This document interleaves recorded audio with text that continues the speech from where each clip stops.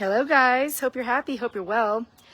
You know, I've been on the road now for almost 4 years, and I've been bartering my energy for food, water, and shelter. Because I realized in 2018 that the New World Order plans are, first of all, they're real and they're serious about this goal. And the root of this issue that we have is that they're controlling the money system. You know, they have that saying, those who control the money control the people or the nation, whatever that quote is. And so in 2022, before I left on my road trip, I did a video called The Mind Control of Money. And it wasn't until I traveled the world, you know, various different countries using various different money. And I'll say it's not currency. I think we've been hijacked on what the word currency means, because every single piece of money, this is money from Cambodia, from Sri Lanka, US,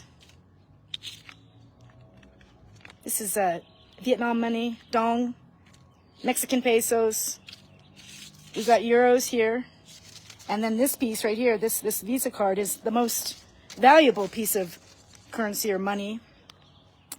However, every single piece of money that you just saw is backed by government.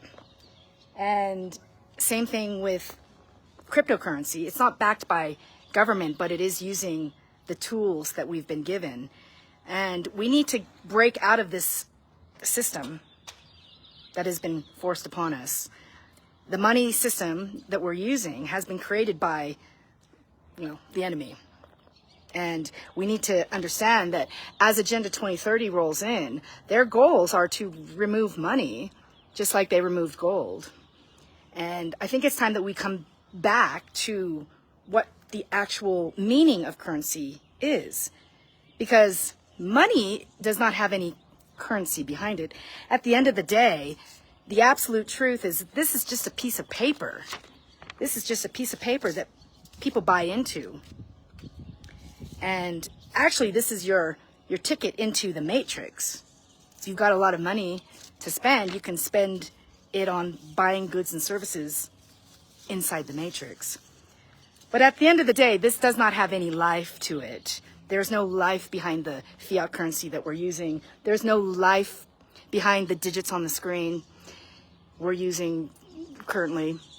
Same thing with cryptocurrency. These are all tools being given to us through government, because we're using the internet and we're using tools that have been given to us by the government. So if we want to really take our power back, we're going to have to look at other alternatives and other options. And back in the day, they had salt, you know, that was given as trade or barter. And we have gold that was given as, you know, trade and barter. But at the end of the day, they have controlled the narrative of gold. And, you know, if you really think about it, gold is not worth anything when you are starving.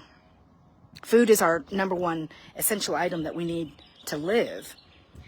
So I think we need to start to think about different options for currency. And one of the options that I have two actually. One is the Canacoin. You know, they used to create money out of hemp back in the day. That actually has life behind it, because cannabis plant is life. Same thing with the cow currency.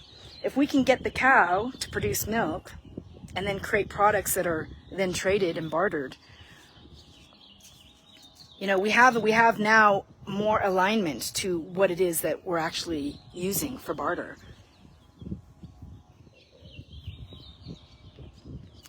If we can get the farmers to start producing money, we then have a decentralized system outside of the current system that's closing in. Because the Agenda 2030 plans are going to impact the internet, they're going to impact the banks, they're going to impact the crypto exchanges. So as we move forward very quickly towards Agenda 2030, we need to have alternative ways of barter that is well recognized and accepted across the world. So I think that the farmers have a great opportunity to create their own money, and then they distribute their money to the people that, you know, have services to offer. In this process, we're going to have to detach, you guys. We're going to have to detach from the material world, which is what I've done. Over the last 4 years, I've been traveling around with 2 suitcases, and then when I went to Vietnam, I was in 1 suitcase. I've got only a very small handful of clothes with me, and I don't have a lot of money either. I've been traveling the world. It cost me $20,000 a year to travel the world. It's a lot less expensive than sitting at home working 9 to 5 in your home that costs thousands of dollars to stay in. So I think that we need to start thinking of alternative ways to barter and alternative ways to, you know, this is not money. There's nothing in this. We've been conned. And we need to take our power back. And I think that the farmers are in a really great opportunity. Now, the idea is it hasn't been finalized, but if we can get farms all across the world to start producing money that is widely accepted outside of the system, which we know is closing in, the Agenda 2030 goals are to control our money system. So we need to take our power back. Those are just a few ideas on how we can create new currency.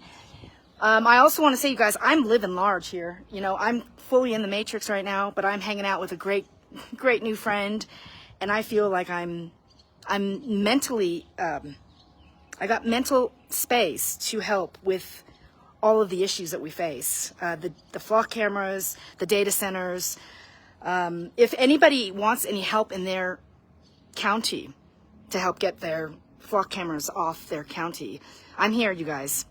I've got a lot of time, and I've got the mental space to work on any issues that you guys don't have time for. This is what I did in 2018, and this is what I'm offering you now. So if you have any need for help in contacting the sheriffs and getting them on notice, because there are sheriffs out there that are doing the right thing. And if we can tap into those sheriffs that are doing the right thing, then we can really make a difference. All right, you guys, that's all I have to say. I hope you like these ideas. Bye for now.